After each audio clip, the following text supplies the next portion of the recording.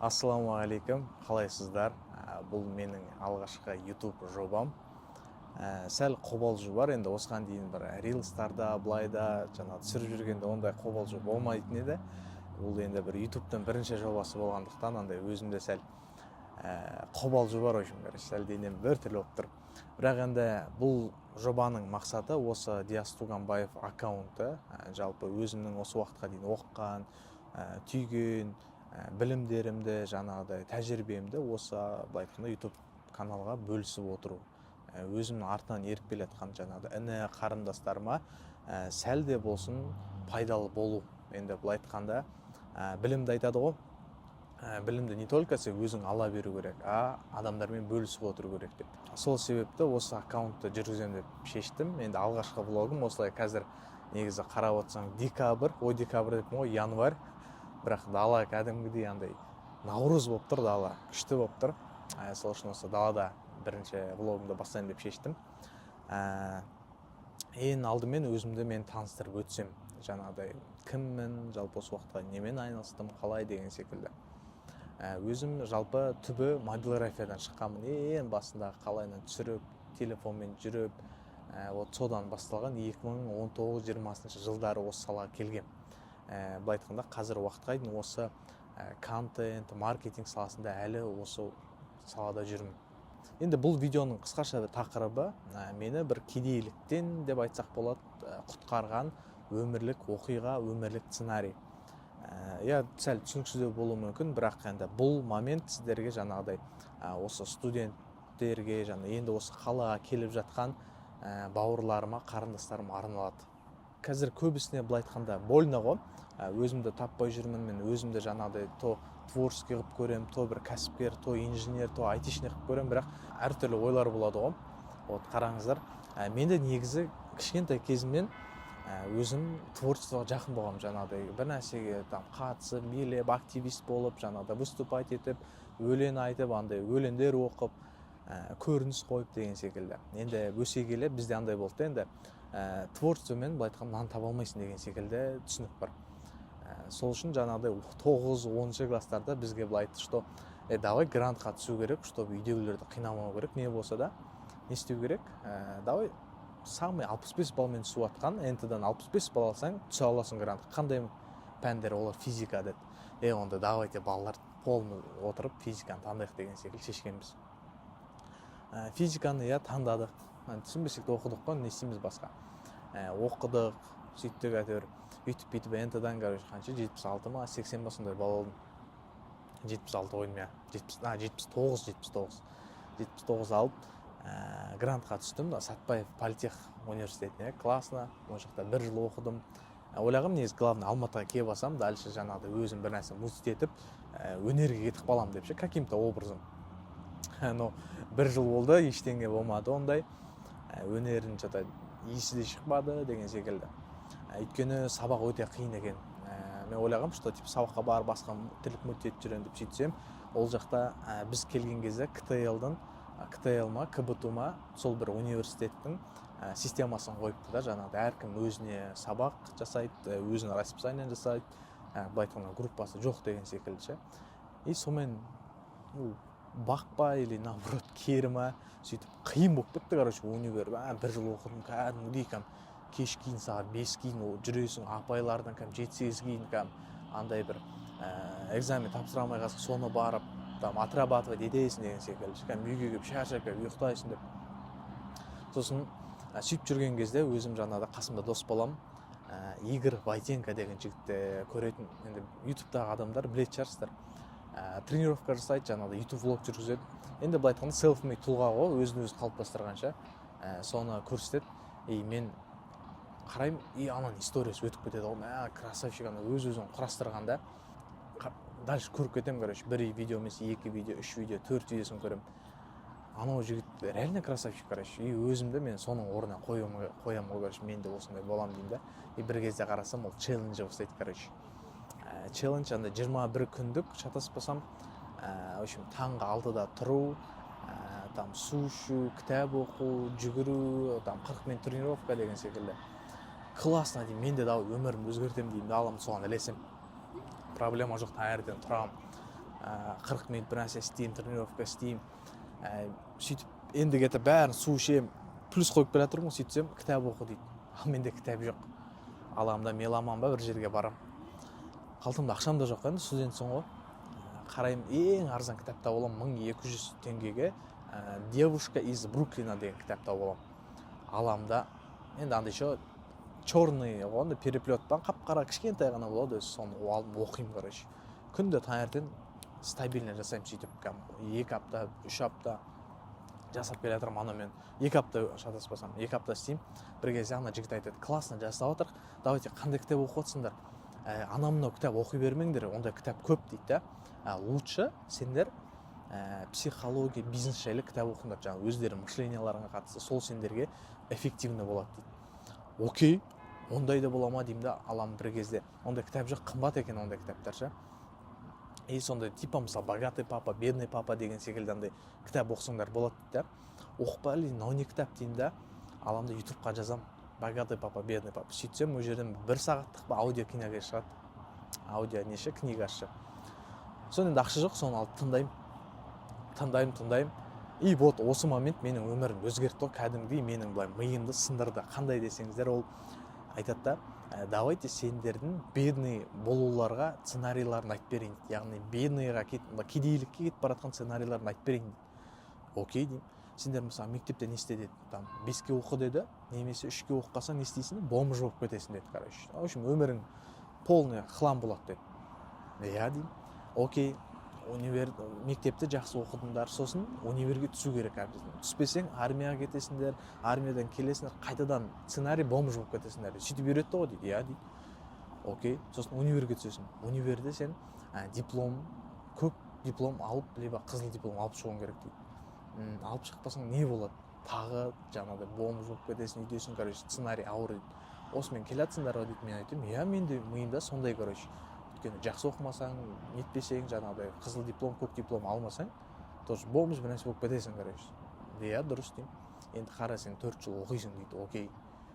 Сосын алдында бір жұмысқа кірдің делікші дейді. Стажер ретінде бір 80.000-100 мың зарплата алдың. Окей. Тағы не істейсің? Бұл жұмыс дейсің ғой, жасың қаншада уже 20-да дейді. Келдің, жұмыс дедің, жарайды. Окей, сен зарплатаңды көтерді, 150 мыңға көтерді. Тағы жұмыс дейсің. Потом бір жасың уже 24-25-ке қалды. Сен айлығың 200 мың теңге, я? Сен жүрсің. Енді сен үйленесің дейді да. Үйленесің, балалы боласың. Яғни сен зарплатаң сол 200-230 деген секілді, максимум сондай. Ал енді сен көрдің бе, сен ақшасын жұмыс істеп жатсың. Наяқта семьяң расходы көп. Енді сен уже кірісіңді беққа түсіп кеттің дейді. Яғни сен ана жерден шыға алмайсың болды. Не үшін? Потому сен жұмыс істеп шығып кете алмайсың ғой, өйткені сенің отбасың бар. Отбасыңды былай айтқанда біреу асырау керек. И сен болды жасың 30-ға келеді, 35-ке келеді, сен болды сөрді былай айтқанда кругқа түсіп кеттің дейді. Басқа вариант жоқ, сен шығып кетуге болады, бірақ сен семьяң аш қалады. Яғни сен ондай поступқа бармайсың. И осы сөзді естіген кезде мен өзім шоке болып қалдым, короче. Типа қалай ол деп ше, типа да, ну сондай өмірім солай ма деп ше. Айтады, типа я угадал дейді да, типа таптым ба дейді. Миымда блин, мынау қалай біліп тұр деймін ғой. Айтады, ну это банальный, бәріміздің жаңағы қоғам бізді осылай алып келеді дейді. Кедейлік сценарийсін ше. Ешкім жаңағыдай бізді бай болуға итермелемейді дейді да. Өзіміз итермелемесек дейді, өз-өзімізді. Так что айтады, мені тыңдап отқан адам, сен егер жас болсаң дейді, давай өміріңді қазден бастап қолға алшы дейді. Сен жасың білмеймін қаншада дейді, бірақ жас болсаң, давай қазден бастап, сен мен айтқан сценарийға түскің кетпесе, өзіңнің қазір не қалайсың, неге икемдісің, неге қолынан келеді, білім, кітап оқып, білім алып, дальше өзің развитияңа салшы дейді. Типа қоғаммен бірге ілесіп жүре бермеш дейді. Тоқта дейді да, сен бәрі кетіп барсың, тоқта. Тұр, ойлан. Потом бар өзің что хочешь, соған қарай кет дейді. Ё-май, блин деп жатам, блин, мен негізі осылай кетіп бараттым ғой деймін. Блин, мен негізі өзім творческий осындай бір өнердің, контенттің бір саласына көрдім ғой деймін да. И бір кезде тұрамын да, ё-май, мен негізі бұлай жүре берсем, короче, минусқа кетем деймін да, аламда. Қой, мен бұл универден шығайын, лучше фокусымды өнерге жаңағыдай өзімнің қалайтын творчество, камера, түсіруді жақсы көремін, түсіргенді монтировать сондай жаққа салайыншы деймін ше. Окей, аламды жарайды, онда универден шығайын деймін да аламын да. Деканға барамын да универден шығамын деймін. Олар жайшама дейді, мен өнерді таңдаймын дейді. Ойлан дейді, егер сен қазір шықсаң, сен жаңағы штрафпен ғана кіре аласың дейді, короче, типа басқа универге бір ақша төлеп қана кіре аласың дейді. Айтамын, шығамын, мен өзім таңдаймын деймін да. Окей деп қолын қойып бере салады. Сөйтіп барам, үйге барам, ауылдағы үйге барам.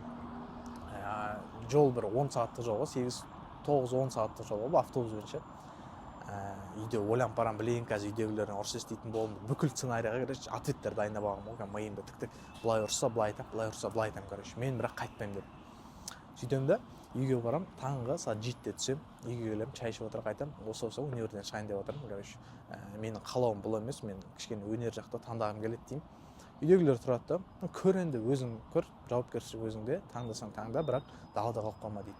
Мен ойланып қалдым ана жерде, шын реально типа шығам ба, шықпайым ба, не істеймін деп. Жарайды дедім, Алматыға кеттім, все, короче, дедім да. Осы мобилография саласына келдім. Енді ол кезде мобилография деген бір пока түсінік жоқ еді. Жаңағыдай мен өзім как SMM, как андай телефонмен түсіремін деген секілді, короче, келдім. Бірақ адамдарға үгіттемеймін, что неден универден шығыңдар, типа оқымаңдар деп, наоборот оқыңдар, оқысаңдар көздерің ашылады. Енді өздерің қалаған затта жасау керек та, былай универге тупо түсе салмау керек. Сендер мысалы қазір математиканың бәрі грант беріп жатыр, анау грант беріп жатыр, түсе салмаңдар, одан толық болмайды. Өйткені өмірлеріне по-любому тоқтайтын момент келеді. Ол либо қазір, либо 18 жас, 20 жастарында, либо 30-35 жастарында ол момент келеді. Ол кезде уже қиын болады ше. Так что ұнайтын затқа, мысалы IT ұнай ма, IT-ға реально түсіңдер, оқыңдар. IT-ның болашағы өте үлкен. Творческий ма, творческийға түсіңдер. Что хотите, реально мысалы грантқа түсе алмай қалсаңдар, бір нәрсе қылыңдар. Алматыға бір жерге келсеңдер, өздерің дополнительный жұмыс істеп, ол ақшаны шығарып аласыңдар. Оқуын, үйдегілерді қинамай ақша. Вот сол үшін момент болды, сөйтіп шығып кеттім ол менен. Бірақ шығу өте қиын болды, өйткені ол кездерде мен оқудан шыққан уақытым 19 жылдары ғой. 2019 жылдары ондай тенденция жоқ еді, жаңағы оқудан шығу. Мен оқудан шығып кеттім, бәрі маған андай қарайды. Достарыммен араласамыз ғой, класстастарыммен.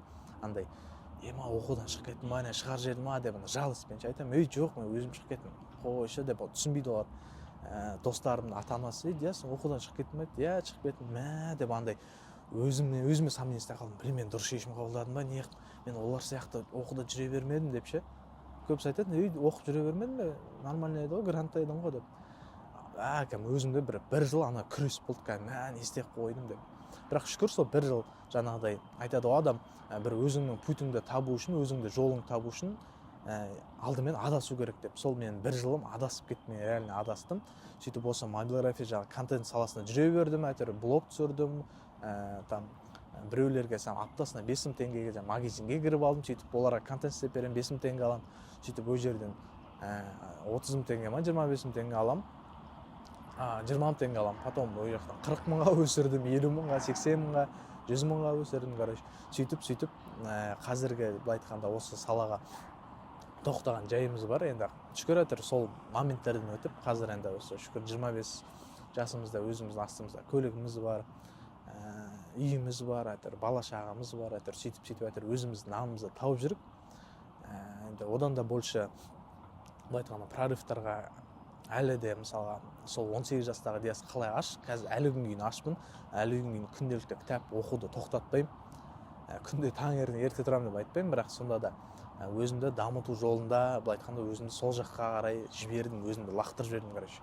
Өзімді дамыту, өзім саморазвитие деген былай айтқанда жанрға түстім. Мен біреуге қатты жұмыс істегім келмейді, біреудің астында, бір компанияның астында деген секілді. Мен өз-өзімді реализовать еткім келеді. Мен өзім компаниямды ашқым келеді. Бәлкім уақытша біреудің опыт үшін қасына жұмыс жасау керек болады шығар, біреудің компаниясына кіру керек болады шығар. Окей. Бірақ мен алдағы уақыттарда өзім компаниямды, өзімнің үлкен жұмыстарымды, өзімнің былай айтқанда реализацияма қарай фокус қойып жатырмын. Былай айтқанда қысқаша әңгімем былай менің осы предыстория, менде оның арасында этаптар көп, андай тәжірибе алатын, практика алатын. Енді бүгінгі осы влогқа, осы оқиғадан жетеді деп ойлаймын, осы оқиға жетеді деп ойлаймын. Енді шағын болса да араларыңызда бәлкім осы оқиғадан бір инсайт, блин, осы керек еді десе, пайдалы болса мен өте қуаныштымын.